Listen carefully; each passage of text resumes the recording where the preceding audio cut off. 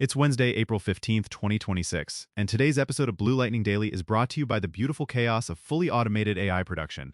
Like, if our voices suddenly sound like we're broadcasting from inside a microwave, no, we're not fixing it.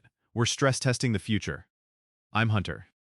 And I'm Riley. And Hunter, today's topic has big weight. Is this real, or did the internet collectively hallucinate a product page? Energy. Yes, we need to talk about this googly sounding thing that's popping up in chatter, seamless text inpainting, supposedly a model for multilingual text replacement in images, but right now it's more vibes than verifiable launch. Exactly. Like it's got that classic recipe. A clean model name, a couple clips floating around, and everyone on X acting like it dropped with a model card, a pricing page, and an apology letter to Photoshop. Which it did not. And that's our reality check, up front. There's no stable, official Google research post or repo under that exact name that you can point to and be like, cool, shipping this today. But the problem it's pointing at is painfully real. Image localization is a time vampire. If you've ever had to take one ad creative and make it look native in, say, Japanese, Korean, German, and Spanish, you already know. Translation is not the hard part. Yeah. The hard part is the text is baked into pixels. So you're not editing copy, you're doing surgery. You're rebuilding background textures, matching lighting, recreating shadows, and then trying to get the new typography to not look like it was slapped on by a ransom note generator. And then the marketing team goes, can we also do a version for Canada, but like vibier? And you just quietly age. So even if seamless text inpainting is a quiet rollout, a research artifact, or just a name someone found in a backend somewhere, the direction is legit.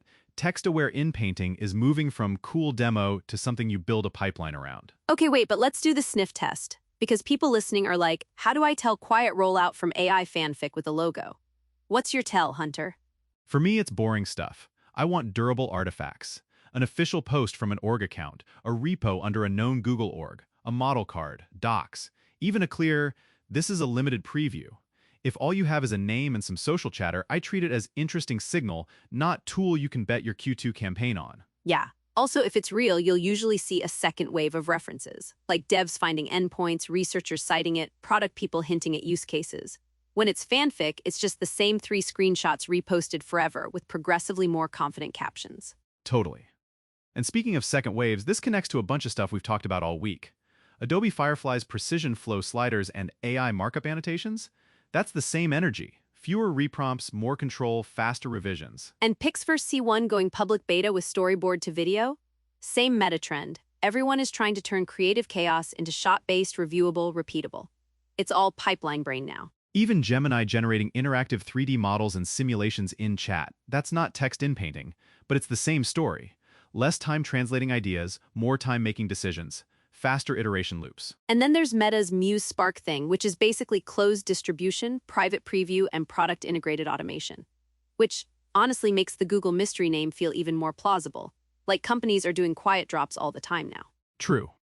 But even with all that, we still have to talk about what's realistic today for creators.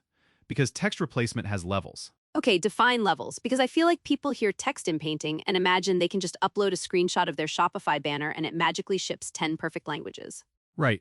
The most realistic pipeline primitive today is usually remove to clean plate.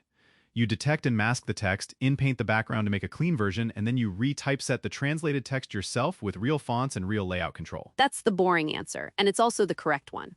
It's correct because typography is not just pixels. Brand teams care about font identity, spacing, weight, the vibe. If the model recreates text, it might be close, but close can still be wrong in a way that screams auto-generated. Especially with CJK typography. Like Chinese, Japanese, Korean will expose your model's sins immediately. One weird stroke thickness and native readers are like, who made this, a fridge? Exactly. CJK scripts punish sloppy rendering. And that's why the chatter that this model might be tuned for Chinese typography is plausible as a direction, but again, we can't claim specs we can't verify. I'm gonna challenge you though. For creators, is clean plate plus retypeset actually faster? Because it sounds like we're still doing work. It is faster if you're doing it at scale. The time sink isn't typing, it's background reconstruction and masking. If AI gets you a clean plate that doesn't destroy texture and lighting, you just save the most annoying part. Then humans do what humans do best, art direction and readable on-brand typesetting. Okay, fair. Also, it becomes batchable. Like once you've got rules, you can crank variants without everyone losing an afternoon. Yeah. But it breaks in predictable places, and if seamless text inpainting becomes real and productized, these are still the landmines. Hit me. Where does it break first?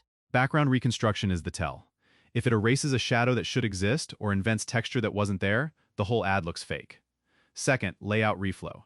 Translation expands and contracts, and if the system can't intelligently adjust line breaks and spacing, you're still doing manual cleanup. Third is the model getting confident. Like it's so sure it knows what the poster should look like that it adds a brand new highlight on your product bottle and now legal is calling you. Yes, confidently inventing shadows is such a specific nightmare. It's like the model's doing beauty lighting without consent. And that's where ownership inside a company matters. Because who's responsible for this pipeline? Design, marketing ops, product, or the one intern who still knows Photoshop? The intern is always the answer, but let's not do that to them. Ideally, marketing ops owns the system and process, design owns the standards, and whoever ships the creative owns final QA. I'd add localization or regional marketing too, because they're the ones who catch the "this reads weird culturally" stuff. Like the classic road closed sign becoming ninja training zone. Okay, but real question. Bug, feature, or marketing doing its thing again? That's marketing, that's a rebrand, that's a limited drop streetwear collab. Ninja Training Zone is the new sale ends Friday. Please don't give them ideas. Too late, someone's already A/B testing it. But seriously, the funniest AI did the job too literally story in this space is when an image model tries to fix text and accidentally creates a new brand. Like you wanted blue lightning and you got blue lightning. And someone approves it because they're reviewing on a phone at 1% brightness. That is so real. Humans keep approving mangled text because we're scanning for composition and emotion, not reading every glyph. And when you're moving fast, it slips. So guardrails. If you're a creator or a marketing team listening, what do you actually do right now? Practical playbook. Use AI for detection and removal first. Generate the clean plate, then retypeset with real fonts, ideally with a template system per locale. And build a review step that includes someone actually reading the final text, not just eyeballing the image. And if you want to get spicy, you can test open workflows, like prompt-based masking plus stable diffusion inpainting, or domain-specific stuff like manga inpainting if you're doing line art.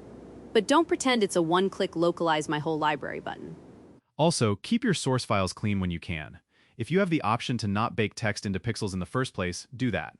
Future you will send present you a thank you card. Or a therapy bill. Same thing. So big takeaway.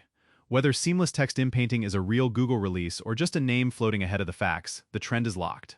Text-aware inpainting is becoming a standard building block for creative ops. And creators should care, because this is one of those unsexy upgrades that actually changes your output. More variants, faster turnarounds, less pixel pushing, more time on ideas. And fewer nights arguing with a clone stamp tool like it personally insulted your family.